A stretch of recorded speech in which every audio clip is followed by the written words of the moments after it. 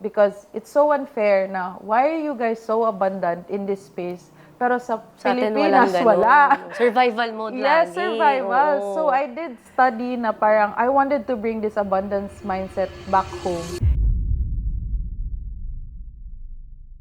So, if you're not in that state, then you have to ask yourself na, is this really the life that I want? Yeah. Do I deserve this toxic environment? Kasi if yun nga, nothing changes when nothing changes. You're only going to be limited with what you know, and with what you know, hanggang dun lang yung capacity mo for growth eh. So when I had that knowing na hindi ko na kaya, ikaw na bahala, then God, the creator or the universe, let's call it the universe on my end, started creating opportunities for me. It's not really draining for me. It's something that brings me life. Kumbaga, if I don't teach, I feel like I'm gonna spiral down. Parang if I don't talk or I don't express, I feel like it's gonna drain me more. And if you're not expressing, yun na yung tinuturo ko na the opposite of depression is expression. If you're after the experience, nothing is a loss for you because it's always a win. There are people who are already on the other side of what you want, and for sure, people who are already on the other side knows how it feels to be there. And sila yung mga tao that wouldn't push you down. They're the ones who will encourage you na, huy, kaya mo yan. No matter the weather, we'll get through it together. You make all things. Hello and welcome back to Behind the Scenes with Ynna Season 4, Life Unscripted. Ayan, today we are joined by a woman whose journey is rooted in healing and true life transformation. Ayan, she turned her own breakthroughs into a mission to help others rise. Let's go behind the scenes with the life of life transformation mentor, Libni Fortuna. Hello, Miss Libni. Wow, Miss Libni, hi. Welcome to Behind the Scenes. Here, finally. Oo nga. Ang saya. So, kamusta? Kamusta ka ngayon? I'm really excited. Hindi ko in-expect to be here. I guess like if the work really shows, people will be drawn to sharing what's happening on the other side, kumbaga. So it's really an honor to be here. I'm excited. It's a Happy New Year. Yes, Happy New Year! Oo nga naman. Super excited ako. Yeah. Thanks for having me. Ayan, syempre start na tayo. Syempre, Libni, my first question is, who was Libni before being a mentor, a life transformation mentor? Very interesting question. Mahaba siya na story. Pero siguro everything started with the root of why I'm doing this. I was a single mother to start with. I'm a single mother of 2 and just wanting something for my children. I was a product of a broken family. Pero I don't want to call it as a broken family. It's just the family dynamics wasn't working. And then eventually I went on a journey of self, and then I became a single mother, and the desire to provide for the family, I started baking crinkles before. I started baking pastries just so I can provide, started with business. And then eventually I studied med school. So, ang med school ko naman, umabot lang ako hanggang 3rd year. And then I continued on a pursuit of like, okay, if this isn't working, I'll find something that would work because I wanted to support my kids and I didn't want to depend sa dad ko. So it was all a desire for that. And then I created my own agency before social media, pero I realized na even if I had the money, I was still burned out at that time. And then coaching was something that I really loved doing. Parang ever since I was young, 12 years old to start, my dad would always send me to personal development seminars, mga ganon. Okay. So since then, I was already into the space. I didn't just realize that this was my path and my calling na talaga. Yeah. Na I was being parang invited to speak and use my gift nga and all the things that I've gone through in order for me to be able to serve everyone, parang ganun. So that was my journey. I got burned out with social media agency, and then I started, nag-adventure ako na, what if I equip myself with knowledge and helping more people? So yun, I studied abroad, learned about what I'm teaching now, And I'm still continuing on to learn more so I can give more because yun nga, it's all nag-change yung mga bagay-bagay. Yeah, oo. Nag-i-innovate, so I should also innovate so that I would be able to give something to everyone din. So yun, I guess that's the summary of the whole Oo nga story. eh, Medyo grabe. Ang galing mahaba, na summarize niya lahat. Yeah. So, dun sa pag-share mo sa amin nung journey mo where you started, what were you struggling with internally that people didn't see? Siguro the main reason why I even started this was because I wasn't okay with where I was before in relation to my environment with where I was living at that time. Yes. So, pero nung time na yon where it was the first time that I left my home and I was 28 na ako, I had 2 kids, and I felt like if I stayed at my home at that time, I wouldn't be able to grow. So, yung time na yon I left my dad, tapos nag-journey talaga ako na parang no turning back na live. If you say yes to this one, you're not gonna look back and focus ka na sa journey mo. I was on a journey of finding myself because nawala na nga siya. And I felt na I was very constricted in expressing myself at that time. Kaya sabi ko, if I'm not gonna move, mahulog yung mga anak ko. So I created that decision for myself nung time na yon. Tapos yun na. Eventually, 5 years later when I left home, and my dad was also the reason why I started this work. When I left home, 5 years after, just recently, my dad attended one of my retreats and dun ko na close yung loop ko on why I even started in the first place. So yung internal battles ko noon was really finding myself. I was depressed at that time when that happened. And sabi ko, hindi ako pwede mahulog because nga, my kids were also looking up to me. So that wasn't an option for me back then. So yes, did I answer that? Yeah, yes. Kasi how do I? What beliefs, habits, or patterns were holding you back before you decided to transform? And did you ever reach a breaking point na ano yung naging sitwasyon na yun para masabi mo na I have to, yun nga, sabi mo nga, no looking back, I have to move on and move forward? So one of the turning point talaga was when I remember when the first time I moved out of the house. Syempre, I'm not depending on anyone. I only got 2 months worth of savings at that time to survive with my 2 kids and 1 yaya. There was a time na nakatunganga na talaga ako sa ceiling. To sabi ko na, hindi ko na talaga to kaya. Parang, I was breaking down, I was crying. I said bahala ka na. Sabi ko na, di ba, parang sabi ko, bahala ka na, hindi ko na alam yung gagawin ko. Parang, I can't go home. I already decided na I'm gonna push through this journey. Yeah. So that was the breaking point. I thought na hindi ko kaya. Those were the beliefs na, what if I fail? What if yung mga bata, parang they won't be able to be provided. I have to go back again. Tapos, I don't want that to happen again. So, because of that breakdown, everything starts with surrender. Yes. And for me, when the moment that I surrendered, nasabi ko na, hindi ko na kaya, bahala ka na. Doon na nag-open yung parang floodgates na, okay, ako na. Time ko na ngayon. Parang ganon. So, with that, parang the belief that I had back then is hindi ko kaya. And from looking back, I realized, hindi ko talaga kaya. Hindi talaga natin, like, di ba, you and me know na, hindi naman talaga natin kaya if we rely on ourselves alone. Like, we have to believe in something bigger than us because that faith will push us towards the next step. Wow. Because without the belief that that is na binigay sa'yo, you're only going to be limited with what you know. And with what you know, hanggang dun lang yung capacity mo for growth eh. So when I had that knowing na hindi ko na kaya, ikaw na bahala, then God, the creator, or the universe, let's call it the universe on my end, started creating opportunities for me. It gave me na, okay, ako nang bahala, let go of the driver's seat na, ako nang bahala dito, and I'll move with you. And since then, I started, parang nagkaroon ako agad ng energy, and then the clients just arrive at that time. Okay, sabi ko, okay, hindi ako pinabayaan at this time. Totoo, no, when you surrender, more opportunities will open. Na parang bigla mo ma-realize na, okay, slowly I'm gonna be finding my purpose. Yes. Ganon. Tsaka you'll see more opportunities rather than the problem because now you're focused on what's there instead of what's not there. And moving forward. Yes. Diba? Yan, marami tayong matututunan dito kay Libni. If you could describe your energy and mindset back then in one word, what would that be? Very victim mindset. Oh. Like, dahil sa'yo ganito ako. Parang that was the time when I wasn't having my breakthrough. And I was always depending my decision on other people. And I was always checking na, okay lang ba sa'yo? Parang ganun. So, I didn't Yeah. have a decision for myself. But also realizing that growing up, yun din yung aking upbringing, that everything that I decide should be based on what's approved of my dad. Diba? It will work until it no longer works. So, when I had that mindset, super limited lang ako with the circle and the box.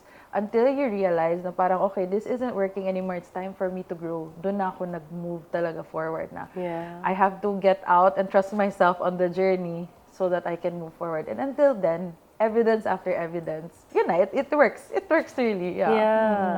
Being a life mentor, yan, shifting na tayo sa healing, becoming a guide sa others. So, sinabi mo nga, you were struggling before, you were lost. What was the turning point that sparked your transformation? Well, we shared naman na it was a person, di ba? Pero, when did you realize na, oh my gosh, I feel like I'm finally transforming, my energy is better now? Or was it like gradual or step by step na I'm healing? Paano siya? Paano yung journey na ganun? When I started to bet on myself, when I let go of things that doesn't align with me, ito na yung I studied abroad. So, yung journey ko kasi, I knew that there was more for me. I just didn't know how to. And one of the strategies that I did back then was that I was looking up to someone that I admire. Kasi tapos na eh. Yeah. And I studied, magaling akong mag-study ng tao eh. I studied the blueprint on how he arrived there. So with that, sabi ko, what did he learn for him to arrive there? I studied, parang ginawa ko siyang evidence for me to gain confidence na, he also started from zero. So what I did was that I followed the path and then I studied abroad with my last money. Sabi ko, and my husband was there. It's very important talaga ang support mo. And I was like, I don't know how this will turn out, but I have a very good feeling about this. I'm gonna bet my last money on this one to really work on myself and invest on something. Because I know that with wisdom, you can turn it into something. Parang you get to create with that wisdom ba, kumbaga. So yun, I bet on myself and I studied with what I know now. Tama yung question ko? Wala na ako. Wait, tama naman. Tama naman yung Teka lang, nasaan naman ako? Tama naman. So yun, you mentioned that you studied abroad. So saan yun and ano yung inaral mo? So I studied about neurolinguistic programming. I studied the mind, the subconscious mind. Oh, wow. So I studied in Australia, and then I've had classmates na din. Then, as in, when you bet on yourself kasi the universe will bring the energy back to you. So that's when I saw the possibilities na pwede naman pala if you have the willpower. Diba, when you desire something, the universe will also give you what you desire as long as you're taking the inspired action towards it. So when I had that, I studied abroad, and then I had all the possibilities na I'm only the Filipino here, and then there were 70 Australians there. And then I said na, hindi ako maka-Filipino ha. So sabi ko lang na, I'm gonna bring this back home. I'm gonna bring what you have here back home. Because it's so unfair na, why are you guys so abundant in this space? Pero sa Pilipinas, wala. Survival mode Yes, lagi. survival. Oo. So I did study na parang I wanted to bring this abundance mindset back home. And since I still have that passion, I'm gonna keep on sharing until maubos yung passion ko. Parang ganun. So parang years after, dito na ako, creating retreats, creating events, helping others because nga of what I've allowed myself to experience and the intention of bringing it back home because in the first place, my why would always be my children. Parang if I can equip the people that are willing to listen to me and give them the mindset, for sure, when my children grows up, they'll be surrounded with that mindset. So parang yun na din yung parang habilin ko sa kanila, kumbaga na have to work on myself, influence the people around me to think the same way that I do with the abundance mindset so that my children can be safe growing up in an environment where they are very abundant din. So parang ganun. Grabe, ang dire-diretso niya magsalita na sobrang mentor. Alam mo yung para ako nasa school. Ganon talaga, as in. Teka lang, saan ba yung question? Hindi, tama naman. Yeah, Parang, sobrang clear nung sinasabi mo. What practices change your life the most? Dun sa mga na-experience mo. Siyempre, as I said, di siya agad-agad. So, ano yung mga practices that changed you the most? I kept going, and then when I have an idea, I'll just keep doing it. And Because out of the idea, this is what I've learned in the process na all the ideas wouldn't be given to you without a purpose. Parang it's given to you with a purpose, but sa'yo binigay ang idea na yan. Yes. So your role is to execute that idea, and out from the execution, you learn something from it, diba? And then you become better by executing day by day, showing up for yourself day by day. So that's the practice that I did for myself. And whenever I did that, there are really things that I'm really scared of doing. Pero I would always trust the higher being na, why would you give this to me if it wasn't for me? I know that you gave this for me because it's for me, and there's something to learn out from this experience. So from that, I allow myself to execute and learn, execute and learn, execute and learn, and trust the process. Parang ganon. And from the result, ayun, I just enjoy, extract the lesson out from it, and get better, do it again and again and again, and you become a master of it. Kaya parang that's the trait that I've been practicing sa buhay ko that really changed the way that I, interact with life. Interact with life and people. And people, yeah. Oo, ang daming natatouch ni Libni na lives ngayon nga. Ngayon napanood niyo siya. Pero syempre, bigyan natin ng background yung viewers natin. What is life transformation? What is life mentorship? Para maintindihan nila kung ano yung ginagawa mo. To start with, I really don't like labels. Okay. Pero, because since it's what I'm doing and it's what everybody understands, and magets nila yung ginagawa, I called myself as a life transformation mentor. I don't coach, I mentor people because I guide you through the answers that is already inside of you. I don't provide the answers. I just guide you with the right questions and suggest things for you to take if it aligns with you. So yun, I go deep down and dive into, I work mainly on the beliefs because the patterns and the behaviors that we have now, ang source talaga niyan is beliefs na napasa sa atin. So if those beliefs aren't worked on, the way that you deal with life is dependent sa beliefs na yun. So I work on the belief of a person, and then I'll work on the limiting belief, I question their belief, and then I let them execute and learn from the pattern. Then when I catch the pattern, I'll start asking na naman, is this something that you want to continue? So it's really guidance and mentorship on the next step until makat na yung pattern na yun. And through that, you'll have a change of behavior. You'll also have a change of result. So yun yung aking mga ginagawa. Tsaka my life itself is already an embodiment. Like, I wouldn't be teaching something that I haven't experienced. Kasi it's out of integrity. So, I really teach something that I have personally embodied and confidently can say na, I already did this, and if you execute, you might have a different result, but from what I've experienced and the other clients that I've dealt with, they already also have the same results as I did. So parang I start first doing it and then I teach it to others. Parang ganun. Yeah, kasi you cannot be a life mentor if hindi mo na-experience. Kaya nga ngayon you know what to do. And for those who doesn't know, ang dami na rin na-transform na life ni Libni. Kaya siya nandito. Kasi these are things that hindi masyado open dito nga sa Philippines. And thank you for bringing this. Siguro give them a little bit knowledge about the programs that you do. Like you mentioned the retreat and then a little activity. So for them to know na it's not just a one-thing process na snap yun. So it's really a whole journey. Parang ganon. Yeah. So Essence Retreat, I've created that 3 years ago. It was an experience that I wanted people to experience. I started with a vision. I have a plan already na if I were to jump in an experience, this is what I want to experience myself. So I created that program with the intention of wanting them to remember who they are.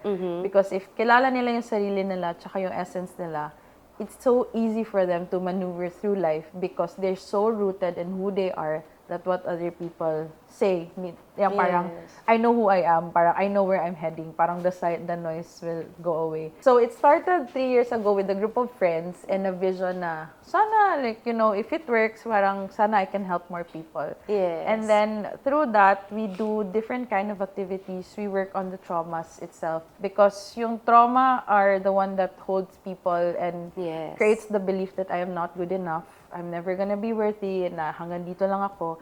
And you can only grow to the level of belief that you have for yourself. So, if you feel like you're not gonna get there, parang you're never really gonna get there. So, in the retreats, I really work on the traumas. I really work on saan nanggaling yan. Second is ma-feel mo na I'm very passionate about what I do. Yeah. And second is about emotions. Now, a lot of people feel like they are their emotions. That's why I always tell my students na you're not your emotions, you are not anger, you're not sadness. You're just Yeah. feeling sadness. So I add in the retreat how to educate people dealing with emotions. Learning about energy. Ano ba yung energy? How do we move with energy? When you learn about energy, you start controlling your life. You're no longer the victim of your life. So I work with Yeah. energy. I make people understand, ano ba yung mga chakra? Ano yung mga ginagawa dito? Because once you get how energy works, it's so easy for you to move through life. And you can even sense people through that. Parang ganun. Then at the same time, I do bring a lot of activities then during the retreat. I do the breathwork. I did train again. I continually study talaga. So breathwork is a practice wherein you really alter the state of breathing. But then Yeah. again, you're accessing a subconscious part of your brain for you to release din. So these are other Yeah. things that you encounter during the retreat na aside from the really getting and asking questions and mentorship, you also experience it through the breath. And yun, I educate people through that. And then there's also sound healing. Now, sound healing is another aspect of really getting to align yourself.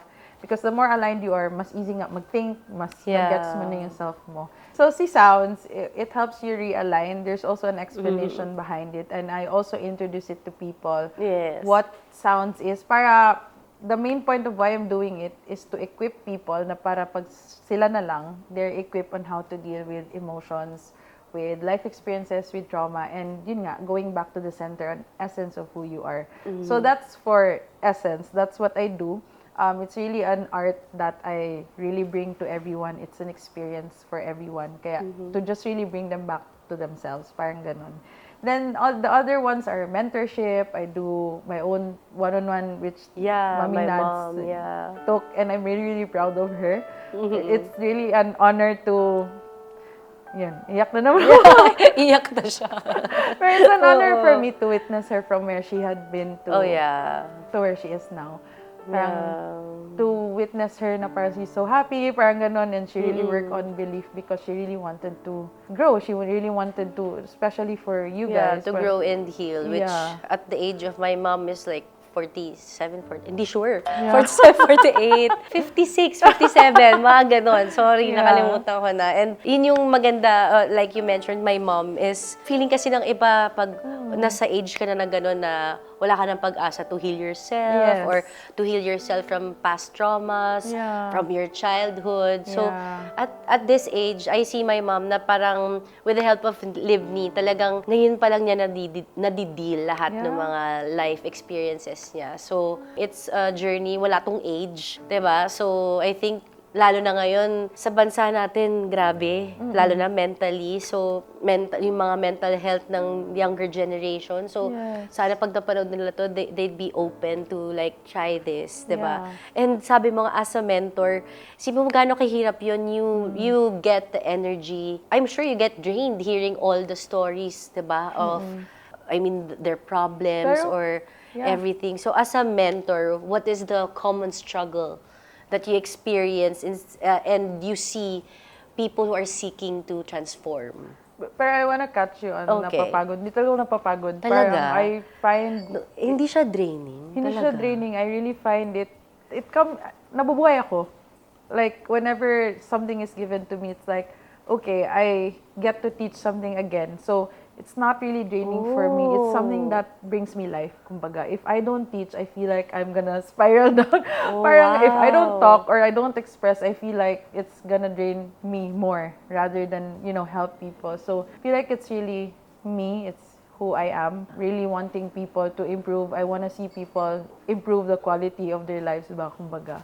So, whenever I have time na I'm not teaching, naghahanap talaga ako ng time na magturo. So, either in workshops, Grabe. and then I just, I create something for everybody to come into the space so I can teach. So, feeling ko yun yung life purpose ko. And masaya lang na I'm continually living the life purpose kasi it gives me a sense of I'm living. Kasi if I don't do it, I feel like I'm dying. Parang ganun yung Ang galing, feeling ko. grabe. Yun nga yung sasabihin ko na parang grabe, parang nahanap mo talaga yung purpose mo. Sobrang clear na andito ka to transform lives, di ba? Let's talk about the importance of life transformation, which it's not usual here in the Philippines to have something like this. And that's why we're opening it up to the people na it's really important because this is working on yourself. Yes. Which is really, kasi tayong mga Pinoy, survival mode Correct. forever. Di ba? Na hindi natin alam na yung iba pumupunta pa ng Bali, pumupunta pa ng iba't ibang lugar to be able to find themselves and transform. But we have Libni here na she has so many programs that could help us. Why do you believe life transformation is not optional, but it's necessary? For me as a parent, I'm speaking for standing up Yes. for a parent. I mean, I've already lived my life and yung mga ginawa ko dati, it's not working anymore. And if I continue on doing the things that I know is working, hindi lang ako madadamay, Yes. mapapasa ko siya sa anak ko. And there are beliefs na napasa sa akin ng aking generation Yes, that I yes. said na I'm not gonna take this on my the next Yes. generation and my bloodline. Yeah. So, it's very much needed, especially if ayaw mo na siyang mapasa sa mga anak mo. Yeah. Because there are beliefs na it's not working and it will show sa life mo. If you are in a situation where you are feeling na, hello, why am I stuck? Or bakit it's not working? Bakit yung mga opportunities ganito? Or you're always in a victim game. Then obviously something has to be done. Parang ganun. Because unless you do something about it, walang mangyayari, diba? Nothing changes when nothing changes. So again, depende naman sa'yo. If masaya ka naman na ganun yung buhay mo, i-continue mo. But Yeah. then, if you wanted something na parang, I'm not gonna live this life na ganito lang, and I know that there's more, that is where I come in. And that is where I will tell you na, there's always something Yeah. more for you. Na I've heard something na, if you build a village with the mindset that you have, and yung lahat ng mga learnings mo sa life mo, would that village expand or contract? Yes. With the mindset that you have, are they going to succeed or are they gonna have a downfall? And if the answer is that village is gonna downfall, then you have to do something about it. And then 5 years from now, if you're still going to operate the same way na inoperate mo ngayon, do you think that you're going to create something out from it? So if the answer is no, obviously something has to be done. So yun yung importance eh. If you keep on denying that, one day you will realize na, okay, I have to do something about it because ang belief ko talaga na ang birthright natin as beings in this human life is abundance. And if you're not living in abundance, then you're obviously not living in your birthright. Yeah. So if you're not in that state, then you have to ask yourself na, is this really the life that I want? Yeah. Do I deserve this relationship na ayaw ako? Parang ganun, do I deserve this toxic environment? Kasi if yun nga, nothing changes when nothing changes. How does transforming your inner life changes your relationship, your career, your purpose?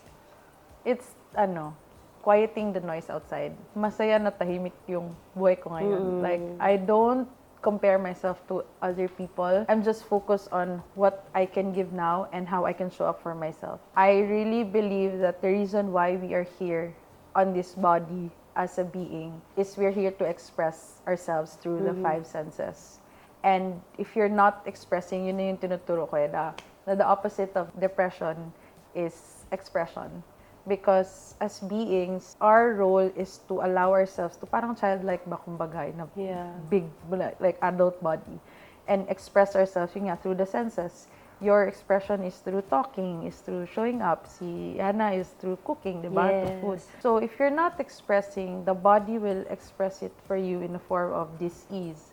So the body is not at ease. I keep on expressing myself because the more that I express, the more that I attract what's really for me, and the people that will be resonating with that expression also arrive from me. So ako, I really keep my circle, like my own bubble, me lang. Like, I don't really like people na stepping inside. I don't like being influenced by other people. Unless I really like you, I would listen sa'yo. So I'm really keeping my boundaries intact din. Yeah. Grabe ang flow ko. Paminsan makalimutan ko, ano nga yung question ulit?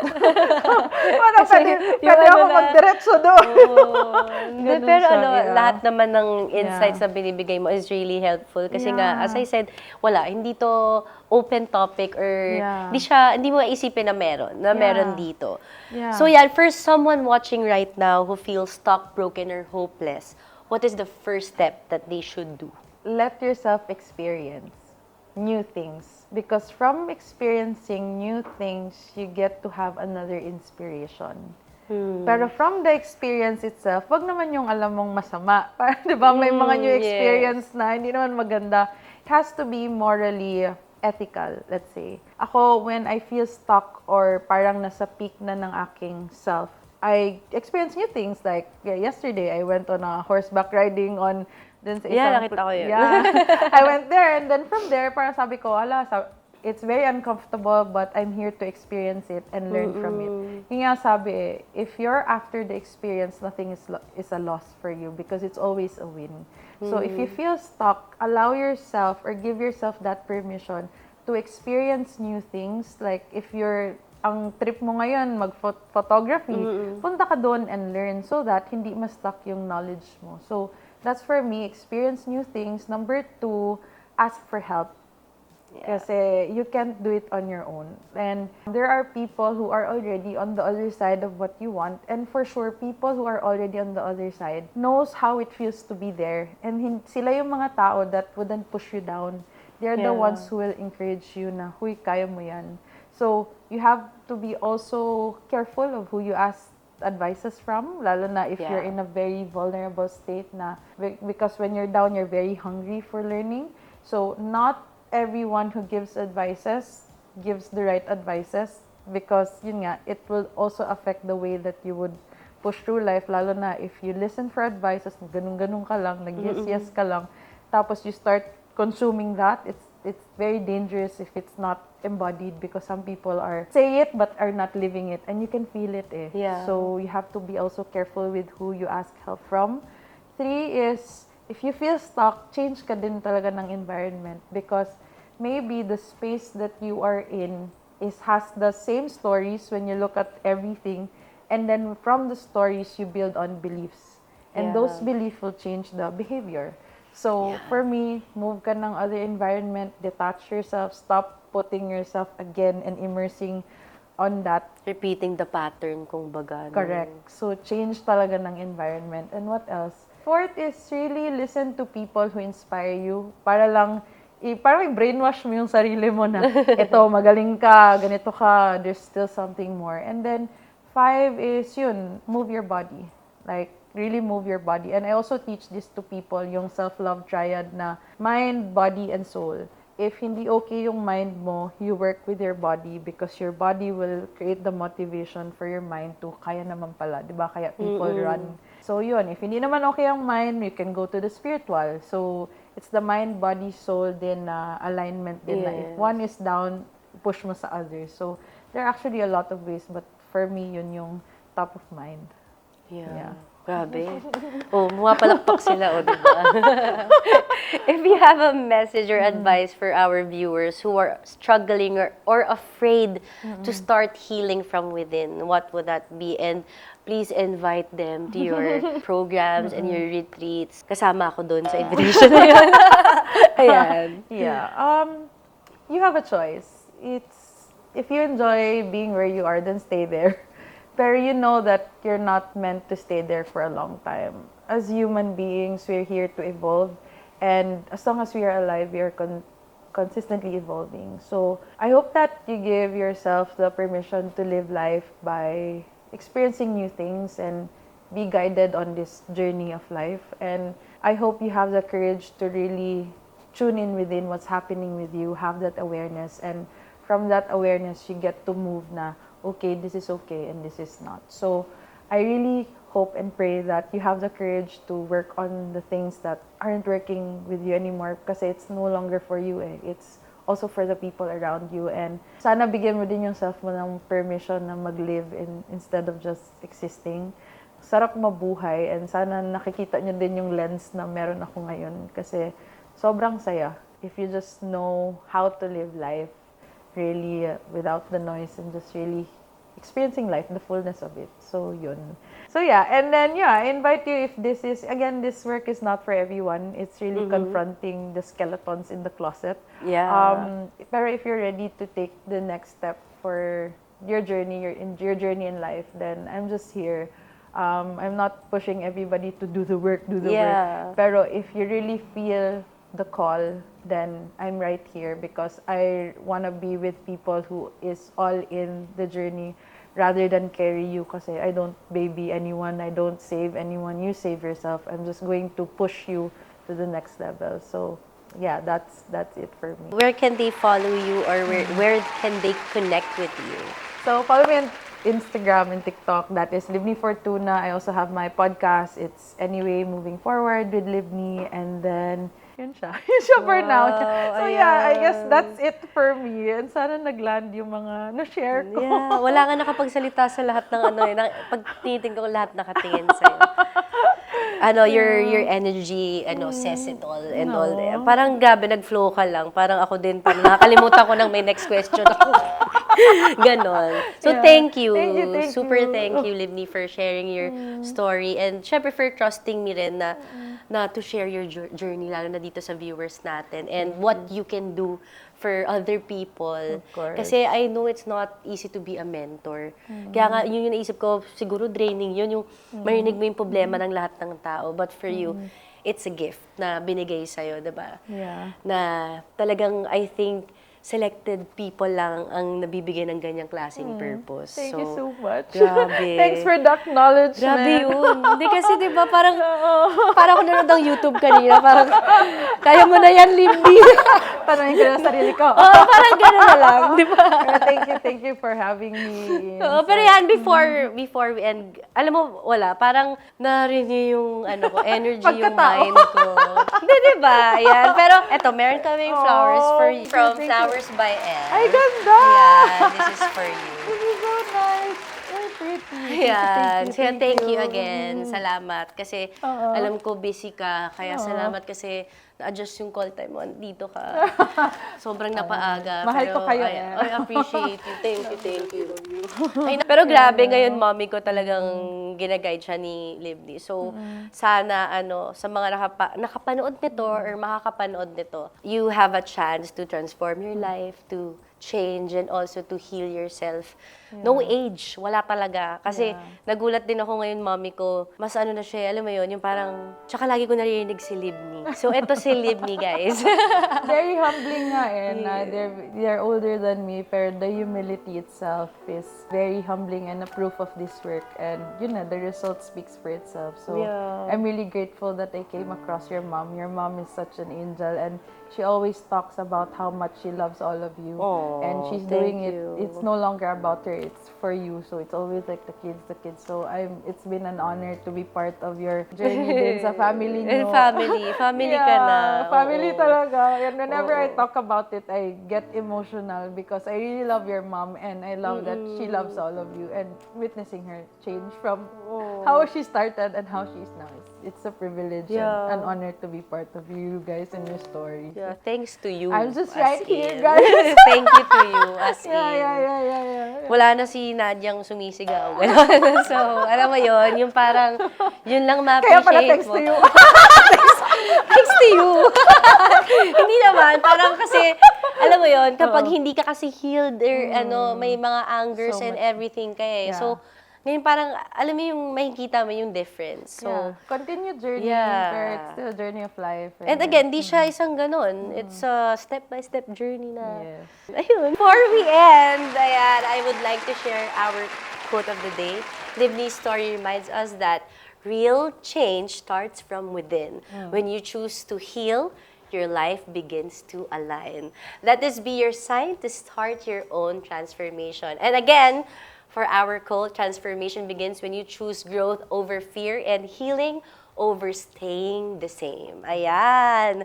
I would like to thank our following sponsors for making the show possible. Parang bigla ako naging at peace. Parang gano'n. Ano ba yun? Naging zen. Oo nga eh. Ayan. Ayan, thank you so much, Meats and Deli Cafe, for our food and our venue located here at The Grove by Rockwell Pasig Retail Row. And of course, Flowers by Elle for our giveaways. Oswald Carbonell Life Insurance for our 100,000 worth accidental insurance for all our guests. Salamat, Oswald. Well Nails for our guest gift certificate for their home service pa. So makakapag home service ka. Yan si Well Nails, ang aking maintenance ng eyelashes and my nails. Nag-promote pa talaga ng sobra. Ayan, for my hair and makeup, thank you so much, Makeup by Charlie for my makeup, and of course, Sean Aquino for my hair. Thanks for always making me feel confident and beautiful. And of course, I would like to thank my production team, AAA Digital and Studio Manila. Again, maraming salamat po sa pagnood ng Behind the Scenes with Ynna. If this episode inspired you, don't forget to like, subscribe, comment, and share. Again, see you again next week and our next episode. This is Ynna Asiso Carbonell, your host, because there's always a story behind the scenes. God bless and bye-bye! Forever grateful. I celebrate your light and laughter. I celebrate you through every chapter. I celebrate you. You'll always be the home of my heart. I celebrate you. Your strength and kindness. I celebrate you. Caring and selfless.